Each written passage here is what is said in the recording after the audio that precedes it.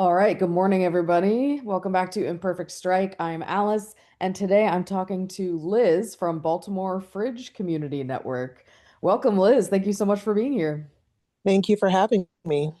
I'm so excited. I have been following everything that your organization has done online, and I can't wait to talk about it. And I guess I'd just like to start with you said you are one of the co-founders, so who initially had this idea? How did it first happen? And how long have you been helping the community? Yeah, so I'm one of four women that is trying to feed the city in a meaningful way.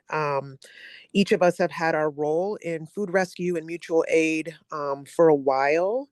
I would say I had the idea of expanding the network, but one of my co-founders, Julie, has been working very meaningfully with one of the oldest fridges in the city, the Linwood fridge, and she's been cooking for it, organizing. She has a whole Facebook group of the cooks that are cooking specifically for that fridge so they can coordinate. My friend Lila used to live in New Orleans, and she had these really unique perspectives of how New Orleans does their community fridges and got us connected with their group so that we could kind of just observe and take notes because some of their tactics are specific to where they are, but a lot of it is and then my friend Marcy, who I've known for many years as a fellow dog mom, who has been doing food rescue initiatives for so long. And she's partnered with a lot of our huge donors that help us funnel donations in waves to the fridges. So, yeah, they all have meaningful roles. But I was the one that kind of was like, I need fridges. We're expanding this. And they were like, wait a minute, let's jump on board with you. That's amazing. Yeah. And how long has the Winwood, you said the Winwood fridge was the first one of the first ones? Yeah, it's Linwood, Linwood. Linwood, Um, sorry. We're not exactly sure of the ages or when certain fridges started, Hmm. but we know that there are four OGs, original gangster fridges, and Linwood is one of them. The Ashburton fridge, which is at 607 Ashburton Street, is one of the oldest ones. Um, Another one at 209 McAllister, and then there was another one that got closed down that didn't come back to us because the organizer didn't want to continue. But yeah, those have been around a long time, but they quietly started, and so we're just not sure exactly of their origins as the organizers have shifted over time. Uh-huh. That makes sense. If all of this kind of starts with community led, what do we need for our immediate circumstance, right? Hmm. And then it seems like you four have really taken the helm and been, saying, oh, wow, look, these things already exist, and how can we really expand this and help as many people as we can? Exactly. And like centralized resources, because you had to know where the fridges were and then like tell somebody. And instead of just doing it that way, like leveraging these digital resources of creating a map and creating QR codes and having signage that is the same across the entire network. So anybody who finds one fridge can scan that QR and find all fridges. Amazing.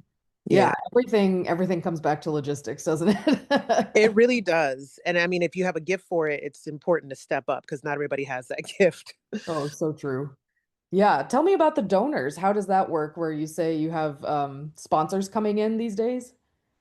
Yeah, so we have larger partnerships of organizations, but that's honestly, I think that that's a great thing. However, I think the lifeblood of the movement is just normal, everyday people who choose to cook for the fridges or package up leftovers from a catered event or a birthday party and just run it to their nearest fridge on the way home. And they keep these go bags, I myself included, we keep go bags or a small box in our trunk of like packaging materials and baggies and labels and a Sharpie so that no matter where we are, oh, all this food, this is all leftovers, nobody's taking it. Can I package it up for the nearest community fridge? And they're like, yeah. And you just package it up and you drop it off on the way home and it's labeled and dated. That's it. Amazing. Hmm. And okay, I'm sitting here wondering, I think would people be asking themselves, is there any like legality to taking food that people don't know, quote unquote, where it comes from, even though how much do we really know where food comes from, even at the grocery store? But, Hmm. offering that to people, is there any sort of way that you have to protect yourself or think about, if the food has spoiled, if it's gone bad, any sort of thing like that? Right. That's definitely a question everybody asks. It's super important. So a couple responses to that. I think we're covered under the Good Samaritan law. Everybody comes to the fridge kind of at their own risk, but we also date everything. So as we're donating to the fridge, if we look in there, we're like, hey, I saw a picture of these packages on the Facebook page like a week ago, and we check the dates. We take it upon ourselves. So one, clean the fridges. We keep, wet wipes with us at all times so that we can be responsible for these fridges. Two, we clear it out when possible or ask somebody else to come by and clear it out if needed. And if the food is lasting that long, which most of these sites, the food does not last that long. It is taken same day or Right. same hour or next day. If the food lasts that long, then we have like canvassing campaigns where we have postcards that are pre-printed. We have somebody write the address on the card and we bring it to the neighborhood because obviously people don't necessarily know that it's a resource for them. And so putting that resource out there to the immediate neighborhood is also a prerogative that we do. But these fridges are not regulated by health inspectors. One of my best friends is a health inspector. So I definitely have talked to him about it. It's Yeah. not regulated by uses and occupancies, nor do we want it to be, because some people are standing there with the fridge open, eating a meal. And, we don't all have great habits. And so the fridges may not necessarily be the temperature at all times of the day because of it being used and it being outside in 100-degree weather, that sort of thing. But in general, the food isn't in there that long. But I think also, this is the last thing I think of too, is that some people think that like these fridges are magical in some ways and somehow have other rules, but it's the same rules you bring to your own fridge. Did you sniff it? Does it look okay? Did you take a small Right. bite? All those parameters still work with these fridges, and if it's questionable, throw it out. If you're like, this tastes good, okay, cool, you're probably in the clear, you know. Absolutely. Yeah. Common sense rules still apply to any and Exactly. all fridges. Hmm. Okay, wonderful. So how many different sites do you have right now? Ooh, we just had a site go live this morning. Somebody sent Ah, me the photos. so So I exciting. believe, I know, right? I was like, I count fridges that aren't actually active too. I believe we're Right. technically at 17, but we have two other fridges that are going live within the next week. So we'll be up to 19, which will be beating my personal goal of beating the amount of fridges that New Orleans has, because they have had 16 to 18. So I'm like, I want to beat them. And then I want to have like 30 to 60 across the city. You're never more than 20 blocks from a fridge. I think that would be magnificent. That's right. Baltimore leads the way. Right? Like, oh my Yeah. God, I've already applied to conferences. So, like, I've been accepted to speak at a few conferences and I've tracked our progress from the beginning to kind of chart it. And then I'm a teacher. So I built a whole slideshow because I Yeah. was like, I think people need to know that this is a model that it can be duplicated. Like, we didn't invent this. It's already happening worldwide, but I don't know that anybody's teaching how to do it, Oh, and that I think that's instrumental to mobilizing other people. Like, this isn't magical. We're not magical. You guys can do it too. Like, right. it doesn't live with us. It lives with all of us to care for our neighbors. Right. Yes, I've been so happy to be able to tell people about you. So we have people who join our organization, right? And some of Hmm. them do kind of, think they're coming up with this idea of, oh, how do we start a food pantry? How do we start a fridge network? Something like that. Hmm. I get to point them towards you and say, this already exists, Like, Right. Jump on board. Like, exactly, how to go ask them how you can help. Um, and with that in mind, how do you want the community to help when people come to you and say, this is such a great idea, how do I get involved? Are you always looking for new sites for new fridges, or do you just want people dropping off more food? What's the main driver there? yeah, exactly. We see ourselves more as facilitators, not like managers, because like we just wanted to organize the network and expand it. Yeah. I'm open to people just walking in their gifting. So whatever their gifting is, like, come on board. You like to cook? Pick your closest fridge and cook for it. Or jump in the Facebook group and be like, what fridge are we not keeping up with the need? You know, because there are a few fridges that we cannot keep up with the need. There's more takers and givers in that neighborhood, and we just need help. And there's other fridges that we're like, okay, there's a lot more givers and takers here, so that one don't give to it because it's going to be full every time you come to it. You know, we're Okay. working on that balance, but I mean, more fridges existing is always a solution. So being a site organizer is definitely a powerful thing, though I would always ask somebody to look at the map because sometimes people will be like, I want to be a site organizer. Here's my address. And I'm like, you're 2 blocks from another fridge. Like, we appreciate you, but like, that fridge is serving that area already. And if it ever goes down, I will contact you. But, Right. we're really hoping we have big swaths of the map that really need somebody to step up. And we just got published in the Dundalk Eagle because there are daily requests for food in Dundalk. And we have not had a site step up and really say, we're going to take this on because there's a Yeah. lot of people in Dundalk have certain perceptions about what that might bring to their neighborhood. Yeah, I think there's some perceptions that are not quite accurate because we don't have issues with our fridge sites. Like, literally, we don't have like, oh my gosh, there's an encampment, which I don't think is an issue. I think that's like a thing that we need to handle, helping Right. our unhoused people. But I think that's what they think is going to happen, and I'm just like, you know what? Like, we don't have any of that going on. We have an abundance of food and people are being fed and people are making it. That's what's happening, and you should want to be a part of that. Wow. Yeah, that's disappointing to be honest. I mean, yeah, Yeah. it's neighbors feeding neighbors. What could they possibly think would be the worst thing to happen there? I mean, Happy families, I don't know, like, yeah, I'm just right. trying to, like, we don't overcomplicate it. We're like, we just want to feed people, and I know we have a lot of differences. We're going to focus on what we have in common, and that's goodwill and mutual aid. That's all we want to do. Green, blue, purple, we don't care what you look like. If you're Yes. hungry and you don't have enough, we're going to try to get enough to this access point that is 24/7 that you can come to at any time. And if you want to clear out this whole fridge, you clear out this whole fridge to get what you need. That's it. Yes. Amazing. you So it know sounds like listeners, if you're willing to drive food from one location to another, that might be a need.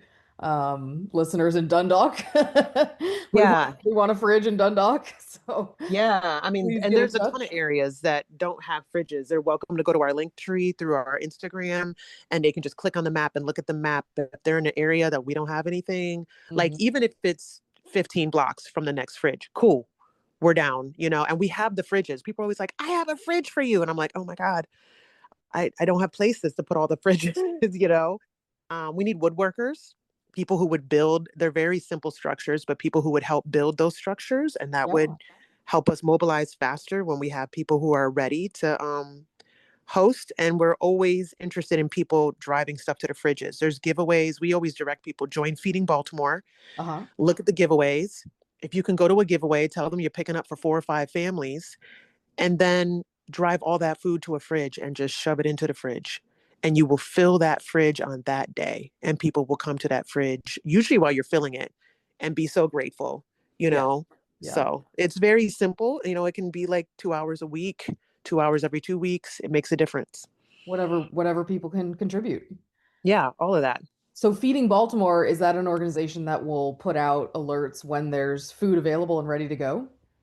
Actually, Feeding Baltimore is just a group on Facebook of 17,000 people in Wow. Baltimore, and there are daily food requests of people. A lot of them are asking for delivery.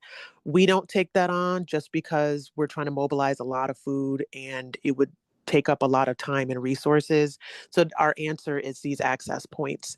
But we do chart where these requests are coming from, right? And Mhm. there's almost daily requests from people who are experiencing food insecurity in Dundalk. And so it's just been an area that we're like, man, if we can get one site. And we have approached a lot of nonprofits. We've approached, I mean, I teach over there. And so I've asked Yeah. individuals in my school, and they literally have told me my neighbors would vilify me if I did this. I want to, but I know that I would be ostracized in my neighborhood because I've had these conversations. And so it's just Oh a my different gosh. mentality. And it's unfortunate because people are hurting. And I teach at that level, and I see some of the kids coming in, and these families are struggling and could use some more support. Yeah. Yeah. Wow.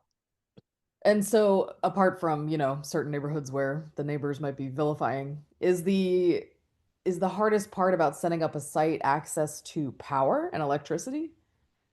For private residences, yes, because not everybody has an external outlet and the cost of putting that. And then some people really don't want the fridge up against their house. If you're in a row home, it makes sense. And we've done that where the girl, Uh-huh. just runs electricity out of the window or runs the cord into the window. Yeah. Because somebody then, once you close the window or close the door, the person has to cut the cord to steal the fridge. So it renders, stealing any, because the mini fridges are light, it renders stealing anything um irrelevant because you can't use it anyways. Right. Um, Right. but it makes it simpler if it's a row home because then you just run the power into the window or the door. But some of these larger single family homes, a lot of the people who would be site organizers want the contraption or the housing unit to be away from their house, not on their Mhm. porch or anything like that. And so, yes, that can be like something that is an issue. I know one of our co-founders owns a few properties in the city, and they chose to pay for having electrical installed on the outside of the house so that they could participate as well. Because their house was in a high need area that we didn't have a fridge. And so Mhm. that Fulton Avenue house was like that outlet was sponsored by one of our founders to meaningfully also contribute. So yeah, but I'll also our greatest partners are community farms or community gardens that have external outlets, Filbert Street, Whitelock, those are all community gardens. I feel like I'm missing one. I think, oh, Plantation Park Heights. These are all community gardens that are participating. And so I've been applying also to um, like the Black Urban Gardeners and Farmers Conference, because it's just something that people support. They can easily bring the produce to the fridge. People can pull it from the fridge. It just seems like a very important step in that process. Oh yeah, definitely. That seems like match made in heaven, right? Right. Very logical progression. So. Mm-hmm. Yeah. Okay, this is all so wonderful. No thrones, no crowns, no kings. On October 18th, millions of us are rising again to show the world America has no kings and the power belongs to the people. Find a march, rally, or visibility action at nokings.org. How do you think that the city or the state could be helping in any way? I mean, is there anything that you need, or you're mostly just served by the community, or are you kind of trying to reach out to legislators and representatives also and have some needs met there? That's a great question. So we do have somebody who runs one of our sites that likes to talk to city council and like has all those conversations and has a lot of energy for that. Myself and my other admin have different perspectives. Because we are not an organization, nor do we want to be. It gives us sort of an edge in a way. Like we don't have to do paperwork. We don't have to measure how much food we're bringing to the fridges and fill out reports.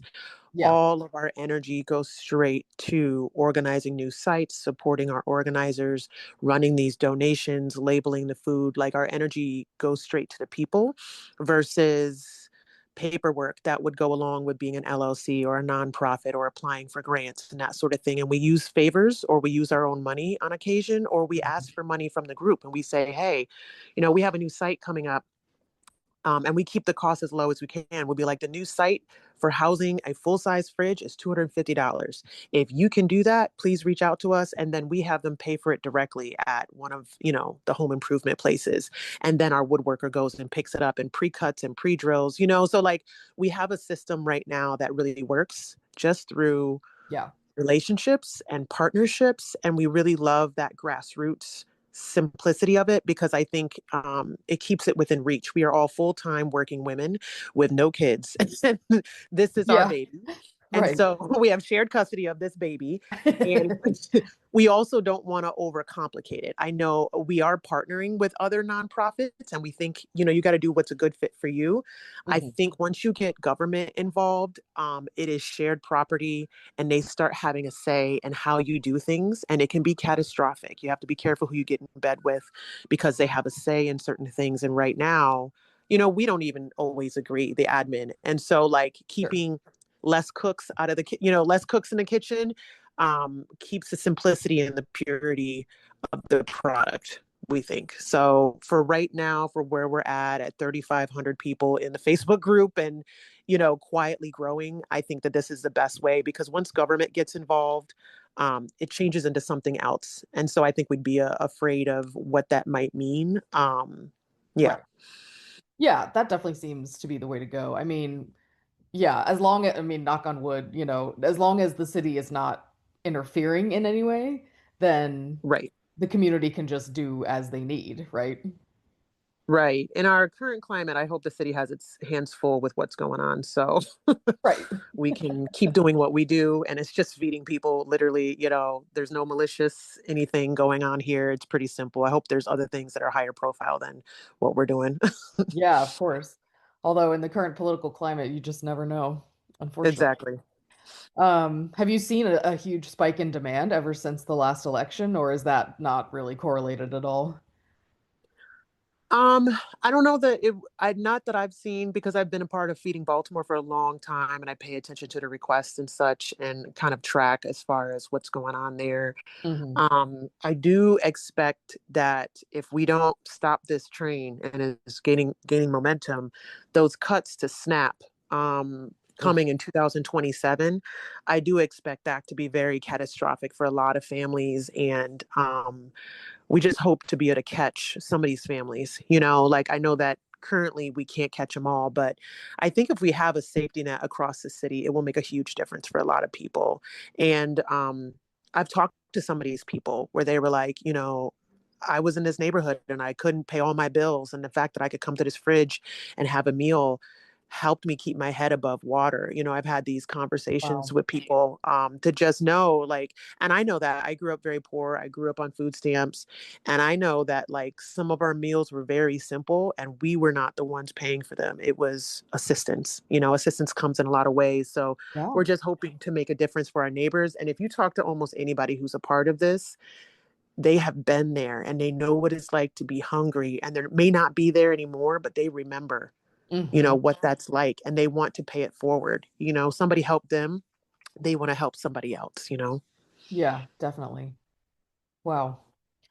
Yeah, and I think there's so much that the state could be doing right now where I mean, you talk about being an educator and seeing the students coming in and they have this need, right? I mean, Maryland has an entirely blue state Congress, if I'm not mistaken, and we've got, the blue governor, and it's like, where is the free food for students, the breakfast and lunch, They could get that done next week if they really wanted to. Well, they do have free breakfast and lunch. Oh, good. Yeah. So the schools do have that, but then it's difficult in the summer. And we do have, just because I see it all the time in the group, and I save the links. I have like a whole document of links that when somebody's requesting food, I can cut and paste sections that address their needs, even like um, free bus ticket links and all kinds of stuff. You can even request deliveries depending on your situation. If you're on disability, it's a different thing. If you're elderly, it's a different, thing. But they're Okay. not really centralized. Like it would be really great to have one website and maybe you fill out a simple quiz of like who you are and your demographics and your area code, and then it pulls up these are the aggregated resources. And there are a couple searches that tell you your pantries and such.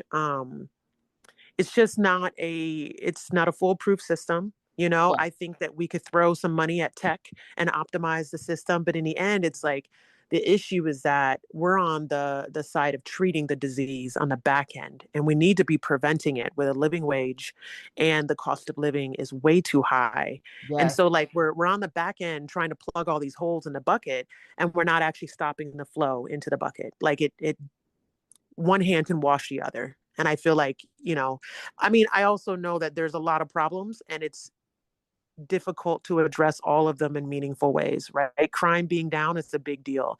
There are a lot of things that take a lot of work, and it's a big deal. But once one problem it's whack a mole. Once one problem gets solved, there's another one. Interesting. Yeah. Right. Everyone's talking about how the crime is down in Baltimore, lowest in 50 years, which is amazing. But Mm, we've also got this rise of, surveillance state craziness that's happening, and criminalizing of, homeless people is about to be a huge issue in this country. It yeah, already has been, right? Not like that hasn't been going on at all, but exactly. With hostile architecture and all kinds of stuff. And like mass incarceration has always been their game for the replacement of slavery. So it's a whole situation. And I think that's the difficult train. Um, I think we do need to get a little more ruthless in fighting back against it, because I think with a bully, you can only appeal to your bully for so long before you have to shut them down hard, because that's sometimes the only thing a bully understands. And it's unfortunate that what you have to become to stop some of those things. But if we study criminology and abusers and that sort of mentality, there are very few things that stop them, and they will keep coming. And so I think sometimes you have to change tactics. You can only talk to somebody for so long. And at some point, you have to be like, I'm not allowing this anymore. This is what's going to happen, and you don't take no for an answer. And that's difficult because we're trying to, keep decorum and that sort of thing. But I think we're frog in boiling water. And I think we really got yeah. to be careful at this point. It has definitely reached a very scary level. Yeah, I was going to ask about, have you seen ICE coming through the city at all? Have you seen the federal agents? Because I mean, I think so many of us, we can sort of live in the state, but at the same time, you don't see the people actually marching down the street, and so it feels so far away. Yeah, I haven't, but I've heard about it. I mean, I'm like moving, so I'm in my house right now, packing Yeah. boxes. So I'm not out and about. And I mean, like when I spend all day in a classroom, like I don't see a lot of things, just because I'm kind of, held hostage in my school. Just Right. I'm serving the babies. But I have heard a lot of stories, and I choose to believe it. I think that's the issue, is that so many people are like, this is propaganda. And I'm like, no, it's No. not. I'm like, you have video surveillance of what actually happened, and you still think it's fake. Like, you have some issues, like this is what's For saving sure. us, is that we don't just have somebody say so. We have a record of it. Like, how do you combat that? So, no, yeah. Hmm. Well, yeah, you led me so well into the my next question, which was, I mean, this is a insane question to be asking, but how do we think this all ends? Do you think, are you heartened by the people that you do see pushing back and fighting back and getting in the street? Are you someone who thinks, oh, we can vote our way out of this, or do you think it's going to take a lot more than that? Like I don't presume to have a solution. I do know that when I'm watching my feed and I'm watching these grassroots reporters and just, regular people filming what's going on, I'm looking for leadership. I'm like, who is going to be our leadership that steps up and says, this is how we respond, and we need, who is our rallying cry? I know it's not me, but I'm looking for that voice of who it is. Hmm. And I saw like a blackout, like September 16th to 20th sort of blackout. And I was like, I think that needs to happen on a regular basis, so Yeah, that we are demonstrating, but also like communicating to people how vital that is. Um, yeah, I don't yeah, know. I'm looking for leadership because I don't fully understand politics in the way that I wish I could. I understand a lot of things, yeah. and I would love to see leadership rise up, and be centralized, so that, much like we did with the Fridge Network, where we're just like, we're facilitating, but if you want to start your own fridge site, we'll throw it on the map. Like, we're not here to like manage anybody. We're just here to help if anybody needs help. And there's plenty of fridge sites too that like have not asked for help, which we certainly don't need you to ask us. Like, but if they are like, yo, we need this, this, and this, I'm like, fill out this form. I'm gonna get right back to you. And within 2 months, we'll have you up and running. Like Essex 2 months ago approached us. I did a site visit. I was like, I'm going to organize a build day. Does this day work for you? Let's talk about where we're going to put it. I talked to the leadership in Essex. We got some reporters out there on build day, and the fridge is being delivered today. And so within 2 months, we have them up and running, and they'll be up for years serving the Essex Amazing. neighborhood. And it's a nonprofit choosing to serve their community in an additional way. Oh, love that. People Hmm. getting even more involved. Right. And they Yeah. don't even use their site that much. They're like, yeah, we use it for meetings and stuff. But we were like, we can host a fridge. We can provide electricity. And I was like, it's literally all you need to do. Just provide the electricity. We have so many donors coming that will keep the site clean and wipe the fridge down. And like, you don't even need to donate to it. We just need you to provide electricity and a site. So good.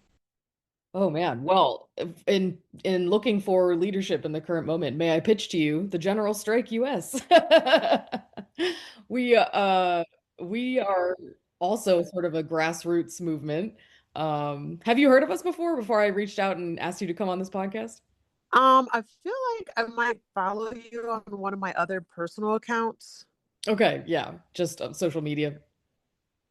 Yeah. That's good. That's good to hear because I feel like a lot of people don't know about us. But yeah, I have been really heartened by all of the strikes that have been going on over the course of the last couple years around this country.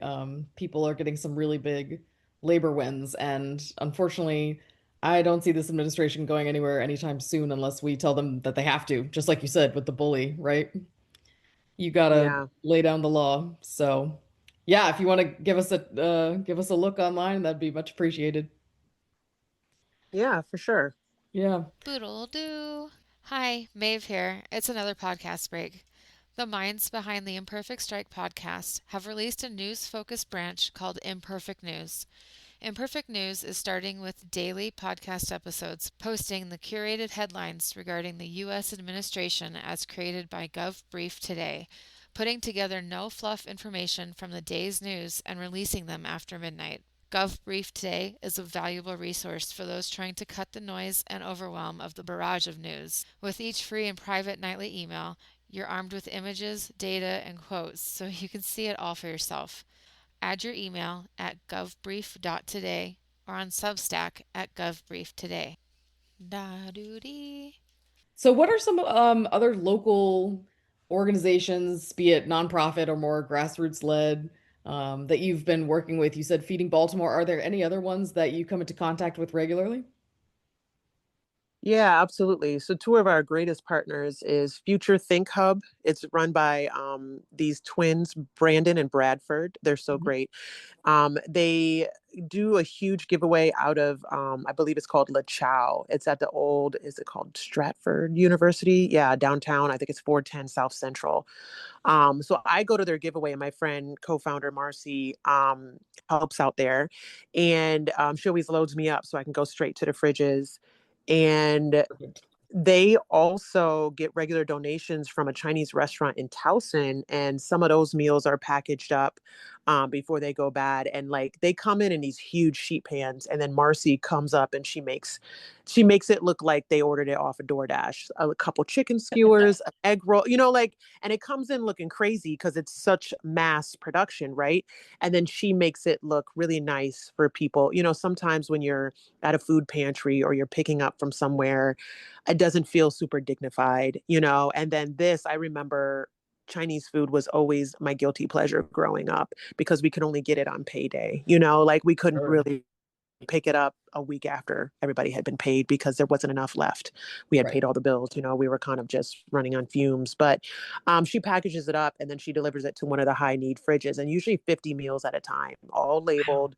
And she just does it, and they allow her to do that, and there'll be other foods or whatever that they'll be like, hey, we're not going to get this in the giveaway in time, can you take this to one of the fridges? She has an SUV and she'll just bring it to one of the fridges. But one of our other great partners is Leftover Love. Omar Tabarishi runs that, and he has organized drivers who go and pick up leftover bread and bagels from a variety of different places. So THB bagels, Oh yeah. oven bird bagels, or oven bird by itself. So some pastries, but mostly bagels. And a lot of the people who pick up repackage the bagels into bags of six. And at the fridges, a lot of times you can throw a bunch in the freezer just to make sure it lasts. Because if you're dropping off tons of bagels, people may not take them as quickly as you would like. So Sure. like throwing them in the freezer ensures they're not going to go bad too quickly because these are already like day old, right? Okay. And so oftentimes, sometimes too, they pick up like loaves of bread, and then they'll drop off some of those loaves to somebody who cooks or makes sandwiches for the fridges. And so they don't have to buy bread. they're using this leftover bread to make the sandwiches, and then it's a grab and go situation, because some of these areas, some of the people have like open wounds or sores or that sort of thing. And so a prepared sandwich or a prepared meal is the best thing for certain fridges, because people take it, they walk away eating it, like they know that they can rely on that as a Yeah. stopgap, so yeah. Yeah. Wow. So needed. Yeah. Hmm. I just keep coming back to what you said about, this is one way that we're helping, but it's really just a systemic issue, right? Of Hmm. people not being able to, yeah. I mean, there's food insecurity, obviously, across the, or sorry, a food desert, right? Hmm. Across large parts of Baltimore, food deserts, but also just inflation being so high and people needing the guaranteed income. Yeah. And I really hope that's where we're all headed is the guaranteed housing, the guaranteed income. And, I would love to see people say, let's go back to food prices from 5 years ago. All of that. All of that. Yeah, I Can we used to just tell my agree across the board that eggs need to be $3 again? all of that. Gas, all of it. Bring it back down, increase the minimum wage. I mean, like, from what I've heard, Kamala did win the election. So it really drastically shifts what we could have accomplished in, 2 years or so versus where we are now, Hmm. with this catastrophe, and how to undo it and how slow these courts are. I'm like, isn't justice supposed to be swift? Oof. Like, what is going on? I think that's the whole tactic, is that they're trying to overload the court system, and then Yeah. they're trying to like have these consequences for these judges. And I'm like, these judges are in love with the law for the most part. Like, Hmm. let them do what they do. It's the same thing with people in science. Like, oh, I don't trust scientists, I don't trust. Have you met a scientist? They don't care about anything but the truth. Like, they can't tie their shoes or make a meal. Like, I dated a doctor for a while, and all he cared about, like, he literally could not function on certain levels because he was brilliant, and he saved his own life when he felt himself having a heart attack. He crunched up some Bayer aspirin and drove What? himself to the hospital, and they caught it in, like, self-diagnosis. I was like, you just saved your own freaking life. Like, but that's like these types, these intellectuals, these people who are in love and operating in their gifting in that way. This is what they care about, and this is the very reason they were probably born, right? Like, they just have this gifting, and letting them operate in that gifting instead of condemning them because of what you feel insecure that you're not gifted in that way, or you're just suspicious of everything. And it's just dismantling for no reason, Hmm. and causing chaos. Yeah. And so much opposition to change, right? I mean, that's Good yeah. change too. Good, right. Change is good. So many of us are getting more involved in the community and getting to know more people and we have to help ourselves because these big changes are Mhm. coming in 2027 like you said. But people who just want to dig their heels in and say this is Right. how I've always done life, I don't want to have to change in any way or think about any new community or accept any Right. community.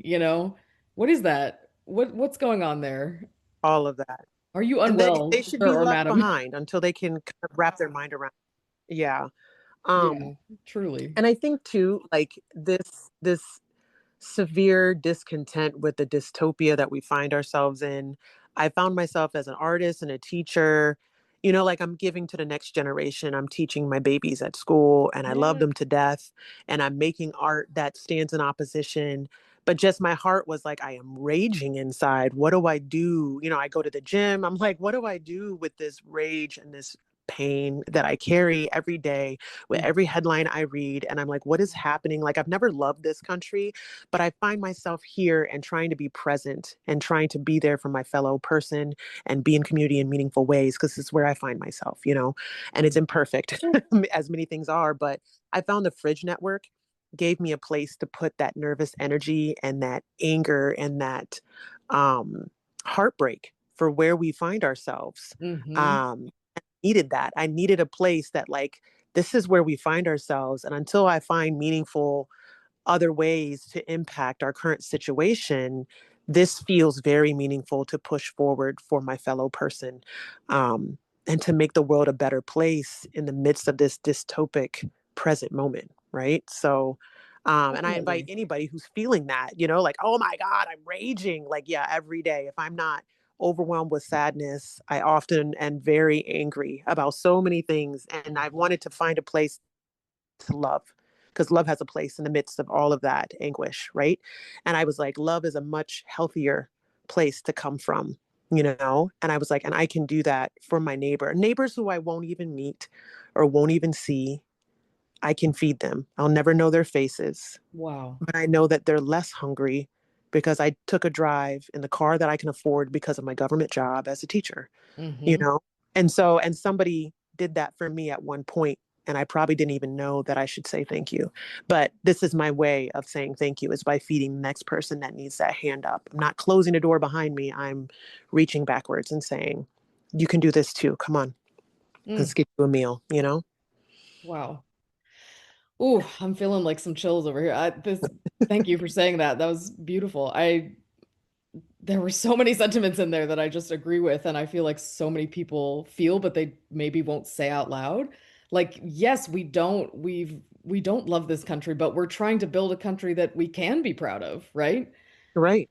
And a country where people actually are equal and they actually do listen to our voices because people are smart. People are kind. I mean, you look at what people actually want. People just want homes and food and they want other people to Mhm. be okay. They actually do, for the most part. Period. And, you know, Yeah, our donors are all different colors and all different walks of life. And some of them are affording to, build and decorate their own homes, but they're managing these pages every day and giving of the time. So, like, people of all different resource levels, there's some that sometimes they're picking up from the fridge and sometimes they're donating to the fridge. There's people who are barely making it who are also giving. I had a guy wow. come on the bus. I don't think his phone is even connected right now. He came on the bus to pick up these hygiene kits. It's a man, but he has like three daughters. And I had a bunch of hygiene kits that I had been given that I was trying to push out to the fridges. He came on the bus and I said, oh, why didn't you tell me you were here? He was like, oh, I wasn't connected to the bus Wi-Fi anymore, so I couldn't send you any more messages. And he was just waiting by my car because I told him what my car looked like. Oh, wow.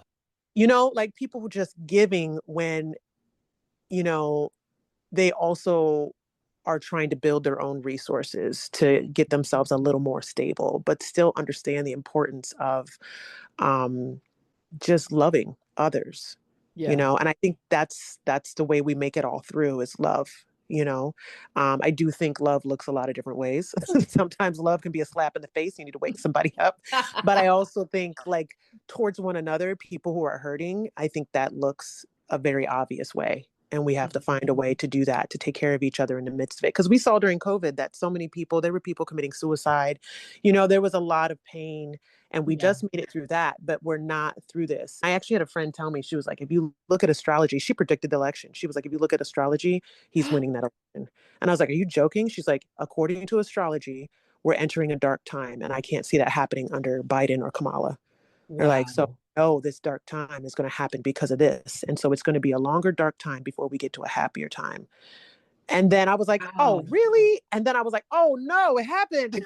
Yeah, right. So there was something to it, and I think some people take that in opposition to, like, faith practices and that kind of thing. And I'm like, the stars in the sky are in opposition to religion. That I have a hard time, like, why can't it be both? And you know what I'm saying? Like, why, Yeah, yeah. who set those stars in the sky? I don't care what your faith background is, whoever you believe, is some sort of creator. I was like, they put those stars there. It wasn't like random. It's by design, if you believe in an intelligent designer. So it's just interesting, all of that stuff. So, Oh, I might need to talk to your astrology friend. I have so many more questions now. right. I was gonna say, it's there in plain sight, the stuff. If you look at, like, what planet is entering what house, blah, blah, blah, blah. What does that mean for the world? And they said the only time this has happened before, it's erupted in two different world wars. Yeah, And I think it was like Uranus and Pluto or something like that. But, like, it's like the last time we were in that place, it yeah. was World War I and it was World War II. And I was like, what? Oh, snap. She Okay, I got to get some knew. resources. She knew. I love this Yeah. stuff. I love this kind of stuff. First Right. of all, I definitely want to talk to a psychic and be like, when is the general strike actually going to pop off? Because I need, Exactly. I was gonna say those astrology people be knowing. They be I like, know. listen, this is what the Yes, planets say. And I'd be like, that's powerful. If you think of all the metaphysical stuff happening, aren't we all stardust? Like this exactly. is the this is the only planet that is inhabitable for bodies like ours. And it's like such a narrow window of like temperatures that we can even exist at. I don't know. It's just fascinating to me, all that sciencey stuff. So yeah, Oh, the fact that we're even here is wild. I mean, that we could part. so easily not be here. It took generations and generations and generations and all the evolution. I mean, the fact that you're you and I'm me is wild, right? That part. And we're all the same and yet minute differences, which we seem to focus on. Oh, so true. So true. Wow. Wild. I love Hmm. this. I could talk about this stuff all day. Bing bong bong bong bong bong bong. Hi everyone, Alice here with a commercial break. Did you know that two of the most socialist states in our nation are Alaska and West Virginia? Alaska has established oil revenue that since 1982 has been paid out in annual dividends to every man, woman, and child. And West Virginia has one of the most extensive state welfare programs, high regulatory involvement of the government in economic activity, and high taxes. This doesn't necessarily mean that these states are doing the best economically, but rather that they have a framework for socialist ideas and a history of socialist rebellion. Thank you, and now back to the episode. It's so crazy because, it's all connected, right? Feeding each other, showing up for your community. And Baltimore Fridge Community Network is modeling people, pay attention to them. They are modeling how we get through this because that's what people say. How do you survive the apocalypse? You get to know your neighbor because the That government part, is damn sure not going to come check on every single person, after a flood happens or whatever. They're clearly. gonna sit on their laurels and say, "Oh, we don't have money for that. Sorry." And your neighbor is gonna come make sure that you did not drown, and they're gonna, tell you where the food is. So, And I think we've forgotten some of how to be each other's like caretakers and neighbors. You know what I'm saying? Like yeah. even the building I live in right now, I started a Facebook page for it and there had never been one. And I Oh, was like, how do we communicate when there's a fire drill or different things are going on? And I want to check on my 100-year-old neighbor, on this floor, or like, did somebody make sure Miss Sandy got out? Like, yeah. and I'm texting people, but I'm like, I always start an emergency chat whenever there's a fire drill or a situation. And I'm like, people who are outside the building at work are like, is it a real fire or is it just smoke? Like, should I come home and get my pet? And I'm like, this is how we care for one another. But I think America is so focused on the individual. We're being taught that, right? That I don't Yes. think we remember how to be in community. And I don't know that technology has helped. I strongly support technology, but I think we need to also hold on to our roots of belonging to one another. I don't have Hmm. to like you to make sure you're okay. I don't have to have you eat at my table to want you to eat. Mm. Like we may not agree. And I know Republicans are very anti big government, but that means that we have to be more structurally sound in our networks to one another and our systems that we create for one another. That's why I don't necessarily think that city and county government needs to be involved with the fridges. I Yes. think they can take care of themselves. And we are really capable of taking care of an appliance with some shelves next to it. It's really not that complicated. Yeah. Like we can figure it out. We don't need anybody to come along and be like, is this up to temperature? We got it. Okay. We're good. We don't need you shutting these down. Chill out. Yeah. Like, Right. Let us so, do our thing. exactly. Like, y'all clearly have enough to do with shutting down the Cheesecake Factory and wherever else you need to shut down. And they should. Like, don't get Ah. me wrong, my friend is a health inspector. He has shut down a few places and he's good at his job. But I don't know that that needs to happen with these fridges. And I also don't know that anybody needs to be paid a living wage to run this network. Us all being volunteers, Hmm. very simple. Yeah. Like nobody can Yeah. claim malfeasance. I don't know that we need a treasurer. Like, you want to pay Yeah. for Yeah. something, you pay directly for it, and then somebody picks it up. Like, it does not need to come through my Venmo. It does not need to come through anybody else's. you know, I think we forget that grassroots can be really powerful. And, people might say it's just drops in a bucket. And I'm like, yeah, but you can drown in a bowl of soup. Like Yep. a little bit of water can do a lot, especially when there's multiple efforts. And that's why we try to collaborate with other nonprofits, because we do have nonprofits that are willing to be fiscal sponsors. Because as we grow, I think we need to Good. ask ourselves, do we need anything that could really leverage? But right now, I'm like, I got 2 fridges, full size fridges in storage. I got 5 mini fridges ready to go. I got a woodworker who's ready to build. Yeah. We have buy lists set up in our link tree, and we have people. Whenever I ask for money in our group, I have 5 people ready to pay for it, and I only need one. So we have Yeah. people ready to go that are like, I don't have the time or the energy, but I have some money I can throw at this, and I want to. You know. I think that was one of the most surprising things for me from this was the fridges are there. Like they're ready to go. That's definitely not the holdup for this at Right. all. Everybody's trying to get rid of a fridge. Literally, they'll be like, can you come pick this up midday? I'm like, what? We need like 2 months to come pick up a fridge. Put it in your garage and we'll get to it. Yeah, plus they're big and But people heavy. don't want it. Yeah. And it's also like we have to ask for favors in order to do that. And we do have an amazing company who we went through a couple relationships to kind of figure out this current relationship. And we might move on to somebody else if this ends up not being a good fit. But she fits us in, and she's from Dundalk. And that's why it was great that we got picked up by the Dundalk Eagle, because I teach in Dundalk. Our transport person, their company is from Dundalk, and our woodworker grew up in Dundalk. Oh, And so amazing. like these people who have ties to Dundalk, and yet we can't get a site there, and we want one so that we can help people, period. And people always think churches. Oh, I know so many churches. And I'm like, Yeah, I'd love to work with a church. I have yet to have one say yes. Like, really.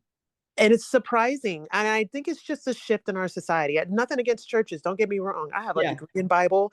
I have a degree in youth ministry, but I don't work in the church. And right, I right. love Jesus, but I have a trouble with his followers. But there's a church in my neighborhood that has a beautiful banner in the front and it says Jesus was an immigrant. And it's like they're so progressive, and I can't get them to say yes to a fridge. Wow. And what we have come to terms with is that when there's so much bureaucracy or so many voices in the room, somebody inevitably can cause a stalemate where they can't move forward. But with a nonprofit, it is one person at the top that says, we want this, we're saying yes. And it removes all of the other politics that are in the room, right? The same Yeah, way to community garden, there's usually one person at the top. And if they're okay with it, it supports the mission, they say yes, and we're a go.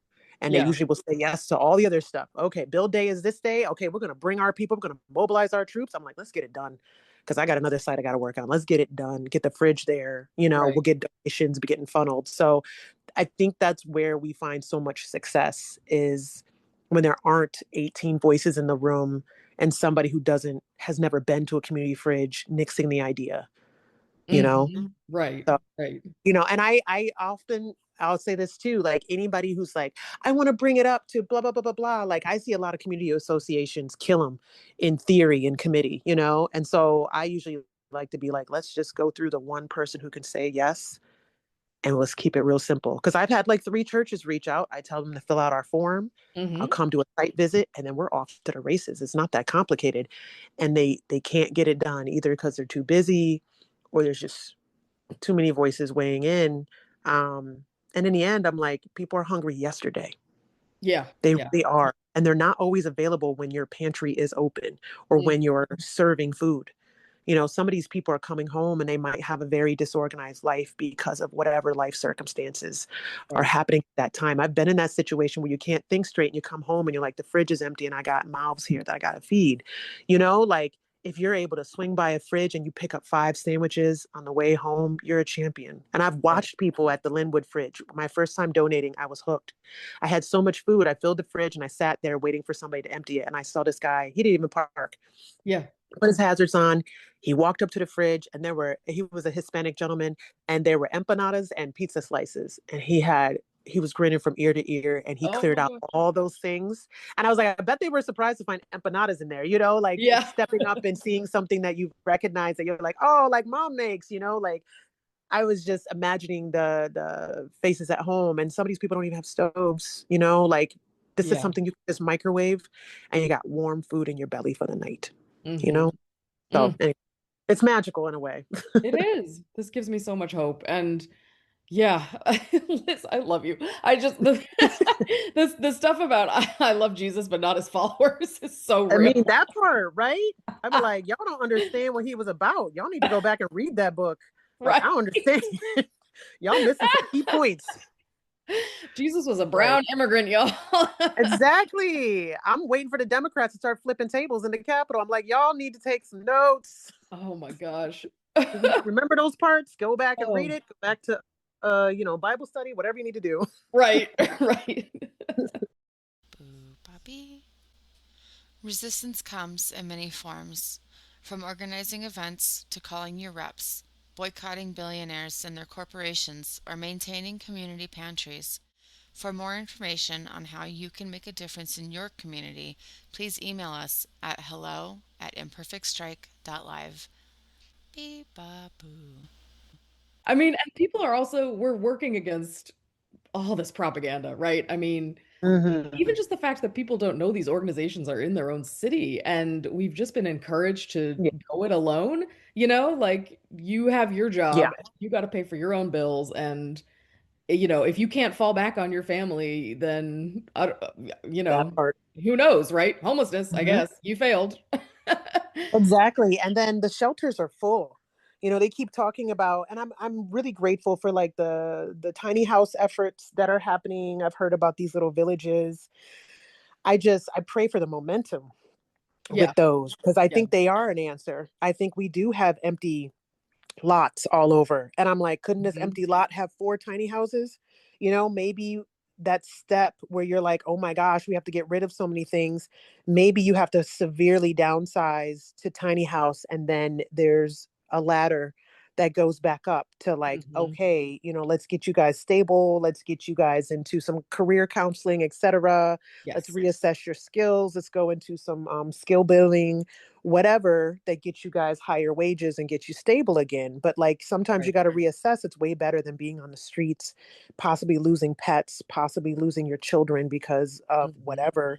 Who's watching these kids when you go to work if you don't have a support system? So it's Yeah. a very faulty system. We're failing our own people. And I'm not a national pride type of person, but I am a people person. Like Yes. I know that I've needed help and people have not turned away from me. They turned to me and I didn't need to do anything for them. They just said, I want to help. What Hmm. can I do? And Right. I think that we need to be far more sacrificial towards one another. I think we do need to be far more, what do you need? A ride to work for a month? I'm going that direction. You can count on me. Like there needs to be more of that giving, but I think it starts with a single step. I think it Yeah. starts with bring 5 meals to the fridge and have a conversation with that neighbor that you probably wouldn't even have locked eyes with when you walk down the street and Mhm. see how human we all are. We just had our first meeting for the volunteers, and I kind of had to pull teeth to get that meeting set because I was Yeah. like, I think people need to see us. I think they need to meet us. They only know us digitally. We only know them digitally and through the photos of what they put in the fridge and their Facebook profile photo. But I Hmm. was like, I think coming together, and we brought gifts. We brought like a lot of people brought leftover whatever, whether it's like packaging for people to use to like put stuff in the fridge. And so people brought stuff and came away with stuff. Yeah.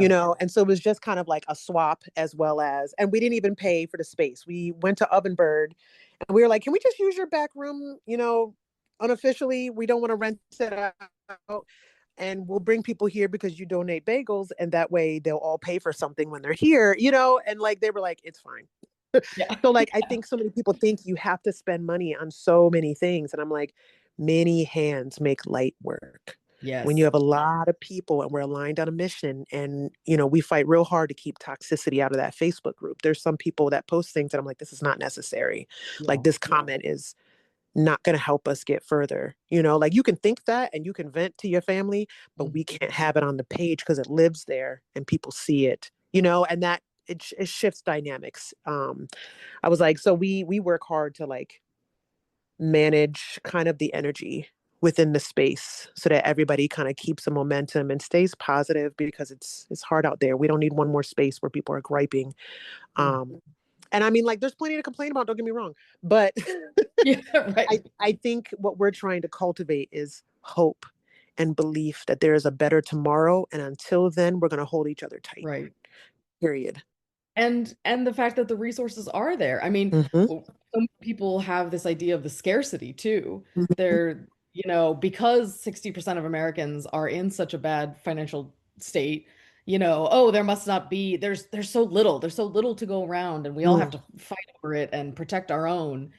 And it's no, no, the resources are there. They've just been hoarded by the people at the top. that part. And if you look at the statistics, like food may be scarce somewhere else. In America, it is not. It We, is yeah, not. we have some weird, strict guidelines about giving food away at the end of the day for businesses and such. And Yeah. a lot of people don't want the liability. So I got to tell you, some of these resources are coming from places that we can't say where we're getting them from. Like some of these donors are pulling from certain spaces and the food is good, but they're not allowed to like say Yeah. it's from a certain site. And it's fine because I'm like, listen, someone is being fed. Like, isn't that the real crime? Like, are you Right. serious? Like, somebody needs this and their child needs this. And this is a little luxury or happy moment for their child to get a little carton of chocolate milk from the fridge. I'm not going to, we just won't talk about it.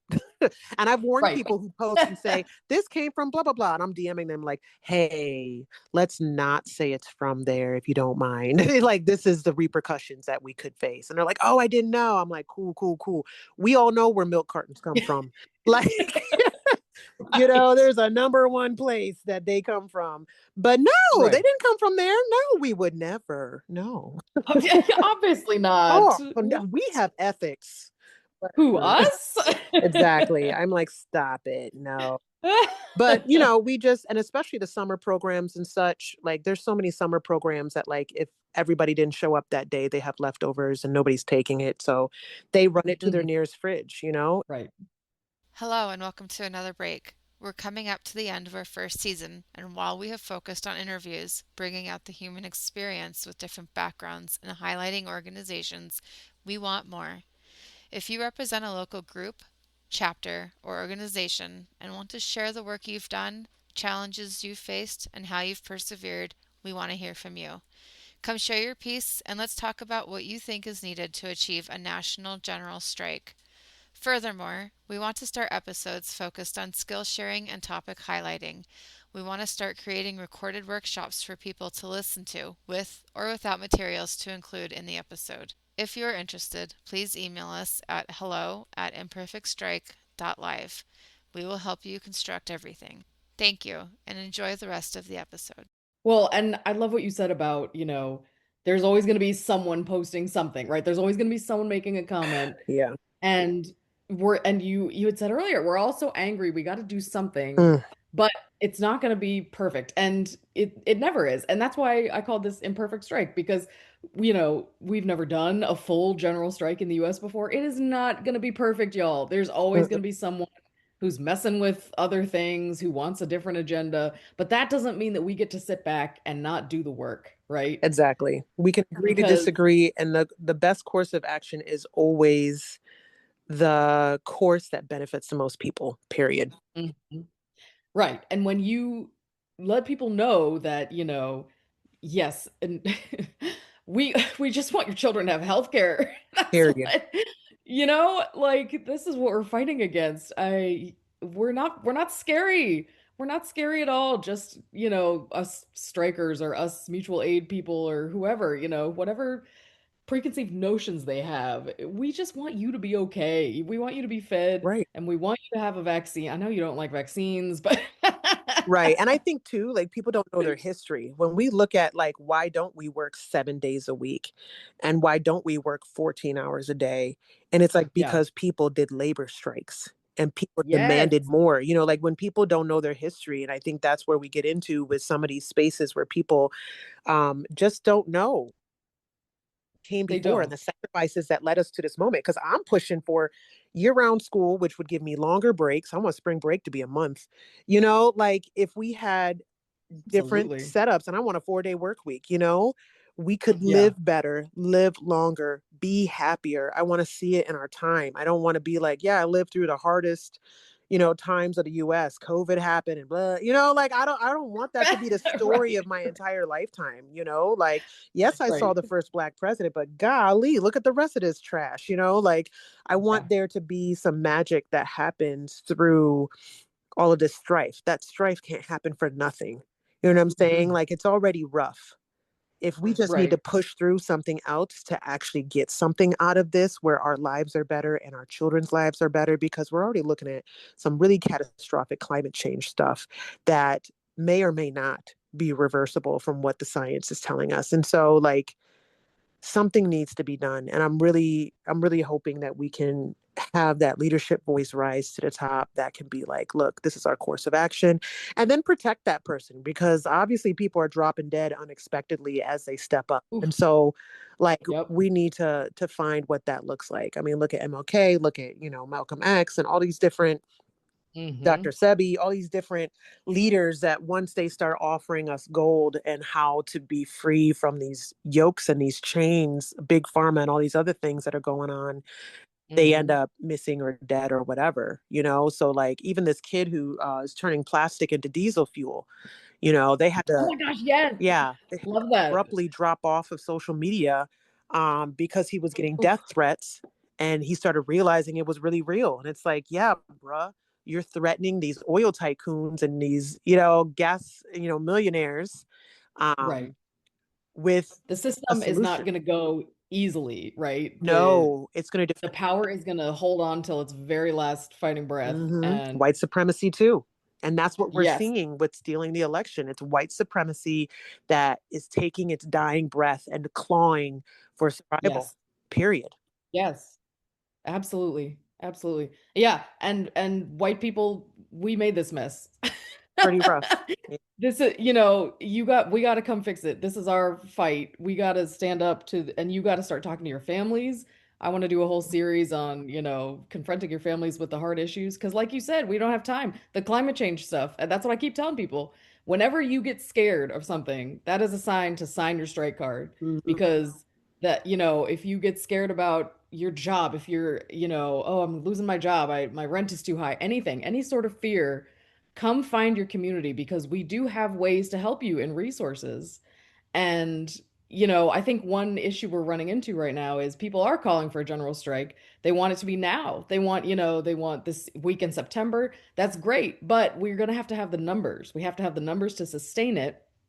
And you're going to have to, find your strike funds, find your food, find your resources to get through it. And that's not going to happen unless we actually have millions of people coordinating this effort all together. And so, anyway, that's a little tangent rant, but I just want to say thank you for modeling for people how the neighbors will be there to help once you come find your people. Exactly. Yeah. Yeah. Oh, okay. Well, Liz, we could talk all day. This is so fascinating, but I try to I try to end with a fun question so we go away with a little joy. So since we were talking about astrology and psychics earlier, if you were gonna go to a psychic and ask them one question about the current state of the world, what do you think you would ask? Feel like that question has to be sent ahead of time. Now I gotta like think for a moment. Oh, sorry, sorry. Nah, about the state of the world. Or just anything, who's gonna be the best dressed at the Met Gala next year? I think I would ask, what is the most meaningful way forward given our present situation? Because I would Mm. want confirmation if we're already doing it, or direction if we're not doing something that we could be doing that would be a game changer. I'm an overthinker, so I really like considering and reconsidering something, and it has never let me down. It has always brought me through situations, doing research and really understanding what I'm getting into, and then making my most educated step forward, and then reconsidering after I make that step, do I need to shift or is this good? Uh-huh. Um, Okay, so almost like the strategy of all of it. yeah, what's a Yeah. meaningful way forward? Because I think too, even if it's just the next step, that's helpful, because I feel like this overwhelming situation we're in can paralyze people and make them do nothing. Well, I don't want to do the wrong thing and I don't know what to do. And, having some direction would be nice. I think that's what I'm seeking. I think the Fridge Network is amazing, but I also am looking for more. I'm never, my co-founders were happily supporting a system of 4 fridges, and I came in and I said, this isn't enough. I want more. Let's expand. Love it. You know, Yeah. like I'll do it with or without help. It'll be a lot slower alone, but with help, it's a lot Right. faster and we mobilize a lot quicker. But I've retained the role of logistics.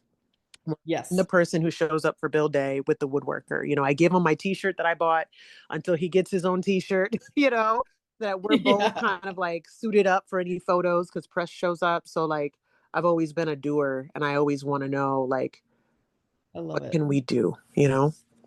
And have you ever had friends and family just be like, that's too hard, it's not gonna work, like, or people mostly just like, hell yeah, go chase that dream.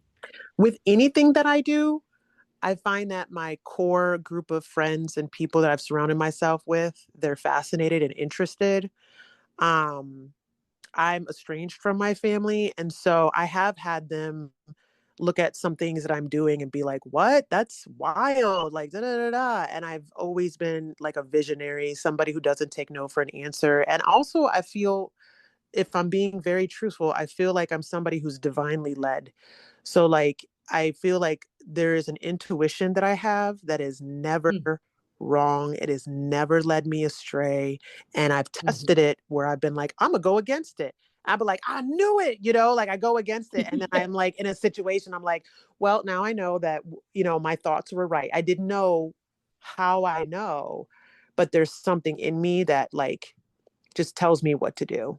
And so I only ever get the next step. I don't get the full picture, even with my art. That's why I have a home studio. I paint until I'm not sure what else to do. And then after 3 days or so, I'm given the next step and I can feel it. I'm like, I should do this. That would look really good. Okay, I'm gonna do Yeah. that. Like, and I that's the only way I can explain it. But I know a lot of visionaries that are like that there's just a voice hidden deep inside that like leads them, and it's Hmm. this inner guidance. And I think people call it probably all different things, but for me that's what it is. The connection, the intuition, Mm-hmm. it's grounded. That's amazing. Mm-hmm. And I think we all have that, but I think some of us drown it out or don't listen. I think there's a lot of people. I'm an empath, and so like for me, I've always been seeking that because I'm so sensitive. I seek that voice, I seek that grounding, that self-soothing. But I think for other Yeah. people, they might have a lot of noise and may not interact with their heart and their spirit and their soul in the same way. But I do think we all have some sort of intuition that guides us. Yeah. Yeah, and we've just been cut off from those instincts and from caring for the land that we live on, Mhm. and It started with thinking of ourselves as part of the earth and the universe, and not just tiny little millionaire machines that have to accumulate as many things as we can before we die. It's so sad. touching earth, touching clay. There's something about that energy that like grounds us. Like I Hmm. have a whole container garden on my balcony. It's been like the best thing for me this year. Like I'm not growing much food. I got a lot of herbs, but I tried growing food. I Right. don't see it manifest. I have one tomato. I'm like, what happened? But whatever. I'm saving it all for like my homesteading. One of my co-founders is a realtor, so I'm like I'm working towards I'm gonna have a little farm. But like even with The my one teaching, praying tomato. exactly. I'm like, I'm gonna have more than one tomato one day, but like even Right, with my right. students, my principal is like, are you gonna have them doing like Canva and all kinds of digital stuff? And I'm like, no, no, I'm not. I'm gonna teach them batik and we're gonna do ancient dyeing techniques and we're gonna touch clay and learn about the kiln. I'm all like, I'm gonna take us back to the ancient ways of working because we are so far removed from what our ancestors did and have done that we are very disconnected. Yes, it's flashy, but I'm like, we have a computer science teacher for that. She can teach them Canva. I was like, Right, I want to take them right. back to ancient methods and the level of love that they have for art. I'm doing something right. Like they worked with clay this year and how focused and loving and caring they were, even when it got destroyed or they messed it up. I'm like, okay, let's start again. Teaching them to like mess up and not be so upset. Like all of that is so important for human beings in general. So anybody Right. who's like disconnected needs to just go take a clay class and get on the wheel and sculpt a mug. like even just Yes. squeeze it, get your 100%. hands dirty, like that COVID stuff got us all clean. Now I make fun of my kids. They don't even know how to play in mud. They'll get marker on one finger. I need to wash my hands. I'm like, don't you dare. Sit down. You can Yeah, wash right. it at the end. You're gonna wash your hands and get dirty again? Like, what is the point? We're not doing that. Like, it's not COVID Yeah. anymore. Chill out. They are like that though. Like, I really want to destroy them with paper mache this year. Be like, yes, camel snot, get in it. Like it's a rite of passage. So like that stuff brings me joy. You like just playing with kids with art every day. But I think adults need to be doing some of those things too to ground us again in play, enjoy, like go take a dance class. Be awful at it. It's great. Like don't take yourself so seriously. Stop trying to be cool, you know? Right. Yeah. Because when you're 5, you can do anything. Anything Yes. an adult asks you, can you do this? Yes. Yes, of course I can. Right. We need Like a little toddler trying to do a cartwheel. It's so hilarious. Like Yes. I did it. I'm like, you weren't even close. Yay, good for you. Yeah, right. But it's But you had a great time doing it. yes. I felt like I did it. You totally didn't. It's fine. Right. Right. As There's long as some you're beauty happy, in that. pal. And there's like joy and wonder. And I think we lose that in our worship of capitalism. And billionaires want that for us. You know what I'm saying? Like they couldn't spend their money in a million lifetimes and we're still out there killing ourselves for them. Like Right. that's one thing why I love the Hunger Games so much is that like he says to Katniss, remember who the real enemy is. And that's what I Mm, think about with this fridge network. The Be More Community Fridge Network is all about like, I don't care if you're Republican or Democrat, white, black, green, brown, purple. Like, if you are hungry and in need, we're not going to check your tax returns. I don't no. care how you came dressed or if you drove up in a BMW. If you are hungry, you can come to this fridge and you can take what you need. We don't know how many mouths at home you have to feed, and it's none of our business. We don't have Mhm. cameras. We're not watching you. We are too busy worried about getting more food to that fridge to help the next person. And it was Right. funny because this rooming is kind of a rooming house. It's a house with rooms. Um, One of my co-founders overheard two people debating the sandwiches that this retiree Jim Metz puts into the fridge, and they were debating how good the ham and cheese is against the tuna, and the consensus Ah, was that the tuna was way better. hey, And it was Team just Tuna. it's really heartwarming, to people that are That's renting amazing. rooms because they can't really afford to rent more at this time, um, Hmm. needing food and just debating how yummy these sandwiches are from this retiree who's also an amputee. He calls himself a felon because he had a record at one time. And he has a very colorful story, but he is a very generous man. He drives down from Harford County every day with something like almost 100 sandwiches.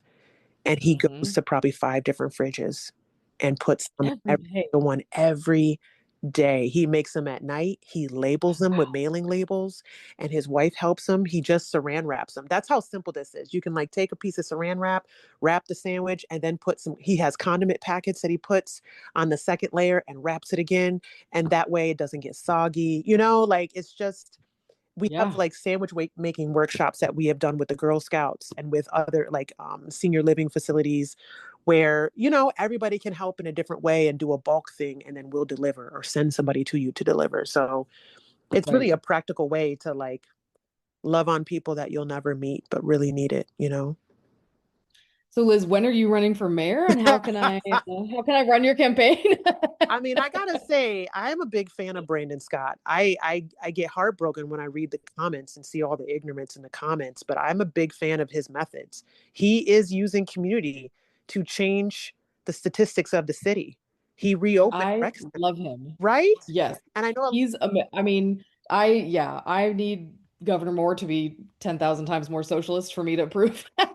yeah, But Mayor Scott, I have nothing but love. He's done such amazing and things. I think too he's breaking down that kind of reverse ageism where you have to be a certain amount of years in order to make a significant impact. I'm like, I think he's reversing that, and he's saying, sometimes when you're young, you are closer to like kind of understanding where some of these statistics are coming from if you Hmm. know a lot of the youth in the city or have seen some of the issues with the youth in the city. Give them something to do. We created a world that's not friendly to teenagers. And then we're Yeah. upset that they're on video games all the time.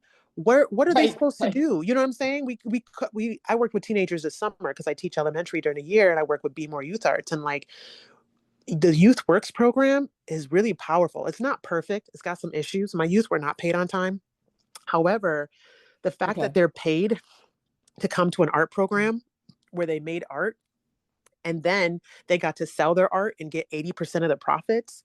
Oh, Like it's just like these are incredible nonprofits and outlets that these kids showed up to every day, learned how to yeah. curate an exhibition. Like I don't know. I'm a big fan. So like I love spending my entire day making art with elementary kids. I don't know that that'll be my full time thing forever, but for right now, because I told them, I was like, listen, guys, I'm talented. I'm selling my art for a certain amount of money. I won't be here forever, but I am happy to be here as long as I can, as long as it makes sense for me. But in the end, I'm going to choose me, not you. So get this knowledge. Right. I'm like, get this knowledge while I'm here because Right. you may have somebody else at some point, and then you'd be like, Miss Miller was the best, man. I was like, yeah, but you complained about me while I was here, so whatever, you know. And they always tell me about, well, so and so did this. I'm like, I'm not so and so. They're gone. I'm here. Okay, let's move. Right. You just have to let them know, like you have to like give them the 411 sometimes. Amazing. Just a friendly reminder, you know. Exactly. The same with like substitutes. They'll be like, but Miss Miller does this, or like, I'm not Miss Miller. I'm a Yeah. substitute. She's not here. We're doing it this way. Oh, substitutes, that's like grandparents. That's different rules. Different rules apply. Yeah, the all bets are off. She ain't here. We're doing it differently. Okay. She left notes. I don't understand the notes. So we're doing it like this, whatever. Right. It happens. Right. So, Well, Liz, this was amazing. I would love to have you back anytime. We could talk about education. We could talk about, the city, anything you all of want. it. And we don't have a huge following yet, but anytime you need a message put out there, we would happily love to contribute. So Awesome. just blast something over and I'll put it out into the ether. Thank you. And let me know when this gets posted and any graphics you have, and we'll push that out as well so that we can like connect our communities. I think that's always important to do that collaboration thing that IG has. It seems to really increase Oh yeah. the reach, So yeah. Okay, perfect. Yeah, this would probably, I'm wrapping up recording. I think I've got like 3 more episodes to do. So recording should be done by September, but your episode might even be out by then. So Okay. I'll definitely let you know. I'll keep you updated. Take your time. I was going to say, like, please don't feel rushed because we've been very lucky to get a ton of press and we'll have something coming out with Baltimore Magazine by like November. So Ah, it's all good stuff. I love I it. know. I'm trying to get on the cover. I got to tell you, like, they were like, where do you think we should take a picture all together? I was like, ooh. And I know they don't really do this kind of thing on the cover, but I was like, I'm just going to try and I'm going to manifest. But I want to have us taking a picture at Filbert Street Garden and I want to have a goat on a leash, maybe some geese Ah, in there. I was like, come on, we can get on the hell cover. yes. The fridge will be open and full. I was like, come on, there's so much deliciousness in this photo. It's hope. How do you not put us on the cover? But anyway. Oh, well, thank you for the vision and the leadership. And if people want to find you, how can they find you best? Instagram or should they reach out to the Gmail? I mean both and. So the Instagram, Be More Community Fridge Network. We do accept DMs through that. Like they will connect with me. I'm the person who runs the Instagram most of the time, and I run the email because a lot of times logistics come through there.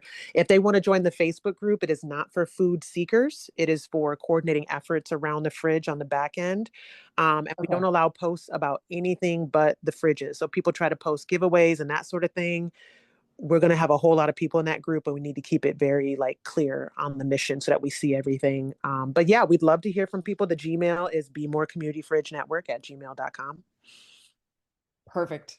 Oh, well, thank you again. I feel so much energy that uh just through the computer, I feel like I could go out and, Donate some um food. yeah. Please do ride that wave. It is I was gonna say magical. slay a dragon, but yes, let's go donate food. That's better. Yeah, the dragon of food insecurity, all of that. Amazing. Awesome. Well, it was a All pleasure for right. sure. Thank you so much, Liz. We'll Mhm. talk again soon. All right, have a good Bye. one. You too. Bye. Imperfect Strike is recorded and edited by Alice and Maeve. To learn more about the General Strike or to sign your strike card, please go to generalstrikeus.com.